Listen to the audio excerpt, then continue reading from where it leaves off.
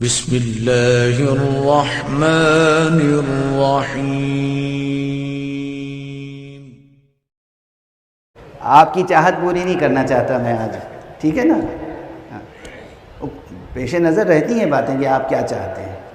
شاید ہی کسی نے میرے علاوہ یہ بات ممبر سے کہی ہو کہ مجھے آپ کو خوش کرنے سے زیادہ آپ کو ناراض کرنے کا ہنر آتا ہے،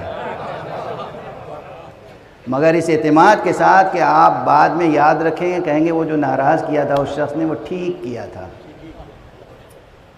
میں نے بہت تجربہ کیا ہے، سچا تجربہ زندگی کا بتا رہا ہوں، اور آپ لوگ تجربہ کر کے دیکھیے گا۔ سچی محبت سے بے ریا بات اخلاص کے ساتھ کسی کی اصلاح کے لیے آپ کہیے، اگر وقت پر اسے بری بھی لگے گی تو بعد میں آپ کا شکر گزار رہے گا،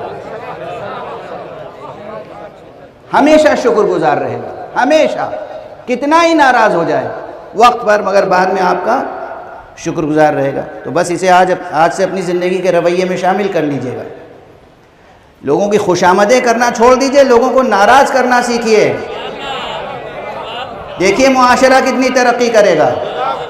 مگر ناراضگی بھی ہو خلوص سے، اخلاص کے ساتھ، سچائی کے ساتھ، بے ریائی کے ساتھ، بخاطر خدا، بخاطر خدا، تو ہمیشہ وہ جو وقتی طور پر اختلاف ہوگا وہ بعد میں شیرینی میں بدل جائے گا۔